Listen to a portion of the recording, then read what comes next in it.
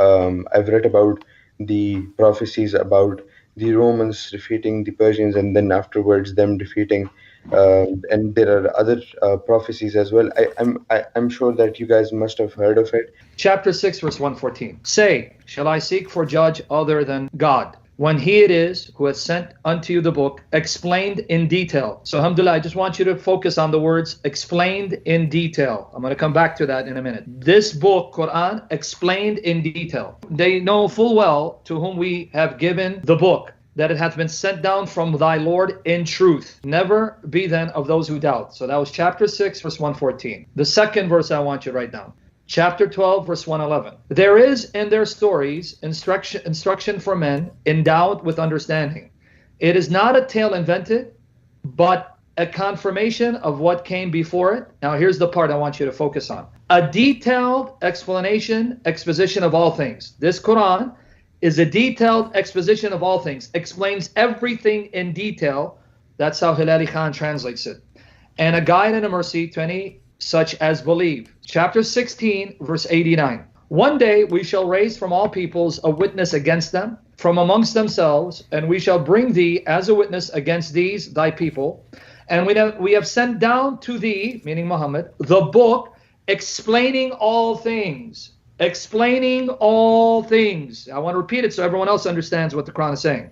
The Quran explains everything in detail, all things, not some things. If the Quran is right and it's not full of contradictions and it's not wrong, if the Quran explains everything in detail, all things in detail, explains its verses in detail, that means when I go to your prophecy, because you're referring to chapter 30 of the Quran, chapter 30, verses 1 to 4, the Quran should explain to me what I'm about to read. Alif, Lam, Mim, A-L-M, Alif, Lam, Mim. The Roman Empire has been defeated in a land close by, but they, after this defeat of theirs, will soon be victorious within a few years. With God as the decision, in the past and in the future, and that day shall the believers rejoice. So, alhamdulillah, it says the Romans have been defeated in a land close by, and then after their defeat, within a few years, they shall be victorious. So, the Quran says it explains everything in detail, alhamdulillah. Everything. That means it's going to explain this. Here's my question, and I need you to answer from the Quran, because,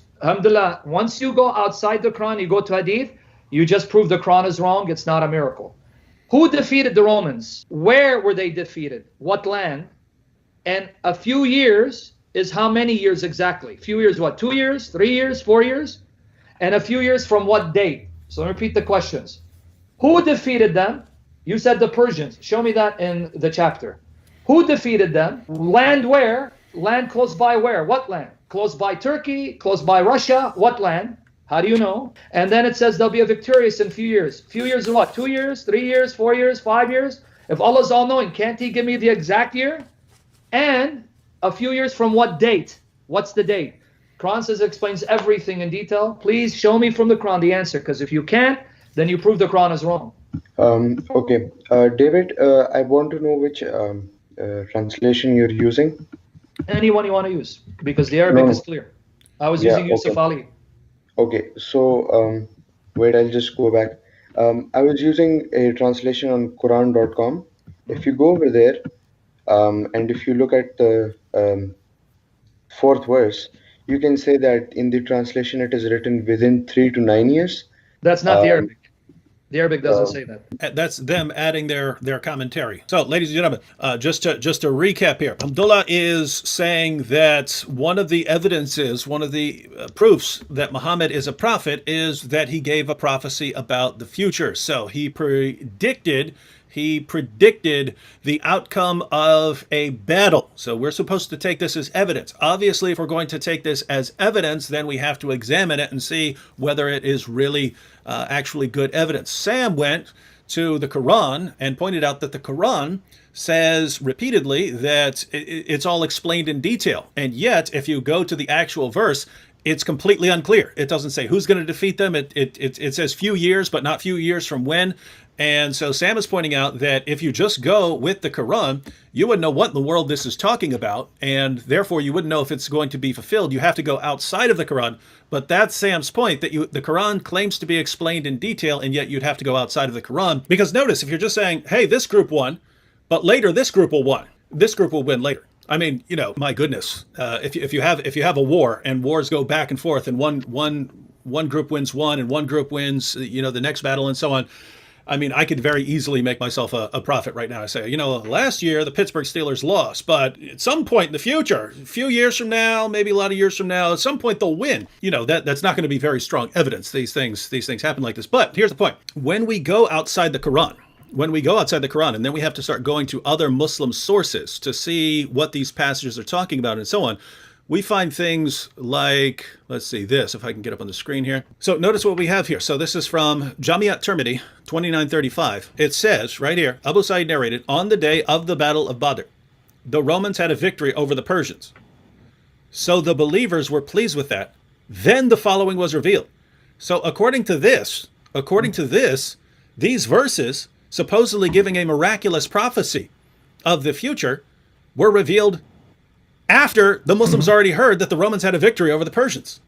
Yep. So anyway, here's my point. Now, a Muslim can say this hadith is wrong. This Jami' Tirmidhi 2935 is wrong, because this says that Muslims got this revelation, that Muhammad received this revelation about the Romans coming back and scoring a victory after the Muslims already heard about it. Right? So anyway, the point here is, if you're going outside the Quran, then you have to go to other sources. But we go to sources like this, and there's no prophecy at all that's been fulfilled. The prophecy in the Quran was revealed after they already heard about it. So you'll have to say, no, this is unreliable, and we'll have to go with other hadiths. And you could avoid this problem if the Quran simply did what it said, namely explains all things. And so anyway, the entire point of that was the Quran claims to be explained, but it doesn't, and therefore we have to go outside it. But when we go outside it, we find completely conflicting and contradictory hadiths. Which ones do we want to go to? The Muslim method seems to be, let me go to this passage in the Quran, give it the interpretation I want, say that it was revealed at a particular time when I want, and I'll go outside of the Quran, but I'll go to sources that confirm this. And even though his basic claim is, hey, the Romans were defeated, but they're going to get a victory later on, which anyone in history could have predicted. Anyone in history could have predicted that. And then we have to pick and choose the hadiths that we go to, because if we go to Jami' Tirmidhi 2935, this says that these verses were revealed after they already heard about the Roman victory. And so the point here is, I understand that as a Muslim, you want to believe that Muhammad's a prophet and he predicted the future, but I have to say, this is the most common prophecy we hear about from Muslims. When we say, hey, what did your prophet prophesy? This is the number one, their go-to passage. And you go to the passage, and it's not clear at all what it's saying, and you have to go completely outside of the Quran. And when you go outside of the Quran, then you have to start picking and choosing which sources you're going with. And at the end of the day, it's just saying, hey, the Romans lost, but later they'll win.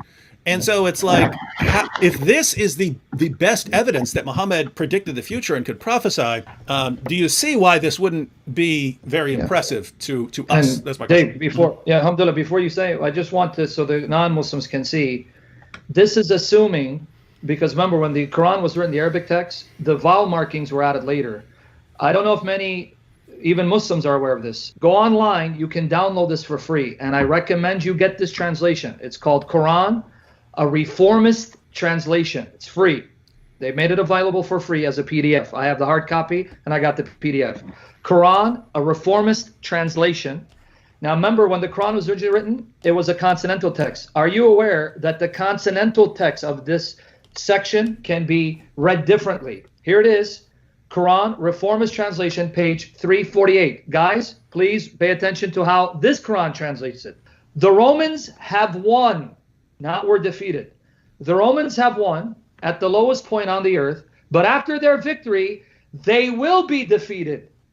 In a few years, the decision before and after is for God, and on that day, those acknowledged will rejoice. Notice this translation say, the Romans were defeated, and the land close by, and in a few years they'll be victorious. And I repeat it again, this particular translation, the Romans have won at the lowest point on the earth, but after their victory, they will be defeated. Now, there's a note.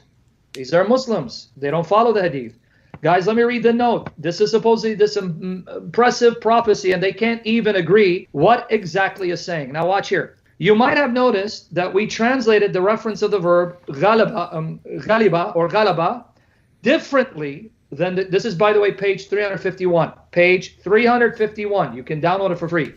You might have noticed that we translated the reference of the verb ghalaba differently than the traditional translations. Instead of reading the verb in chapter 30, verse 2 as ghulibat, were defeated, we read as ghalabat, which means just the opposite of defeated. Similar, we also read its continuous future tense in the following verse differently. The prophecy of the verse was realized in 636, 4 years after the death of Muhammad, when Muslims confronted the army of Byzantine Empire around Yarmouk River in one of the most significant battles in history, under the command of Khalid ibn Walid. The Muslim army beat the Christian imperial army of 4 or more times their numbers. The 6-day war, Yarmouk, occurred in an area near the Sea of Galilee and the Dead Sea, which are located in lowest land depression on Earth, 400 meters below sea level. They can't even agree what is this referring to. Did you guys see that? The traditional translation is Romans were defeated, and in a few years they'll be victorious. And who defeated them? The Persians, and they'll defeat the Persians. These Muslims say, no, no, no, no. It's not about the Romans were victorious and will be defeated, and they were defeated by the Muslims.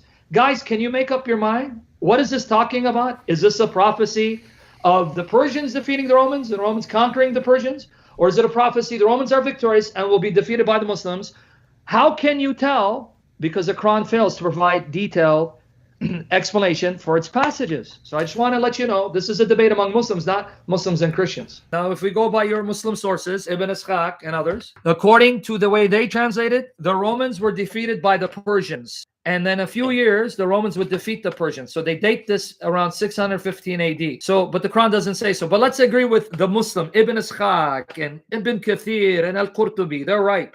It's not about the Persians defeating the Romans. And they even stole the Holy Cross from Jerusalem. And then in a few years, the Romans defeated the Persians. You know, you have a problem. Because according to the Muslims, this prophecy is dated 615 AD. Few years means 3 to 9 years. If we go 3 years, that's 618, right? Yeah. But if we go 9 years, that's what? 624, right? Yeah. According to all sources, all records, the Romans definitively defeated the Persians in 627 AD. That means it took at least 12 years for the victory, not 3 to 9, which means even if we agree, it's still a failure. Allah failed. He was wrong on the date.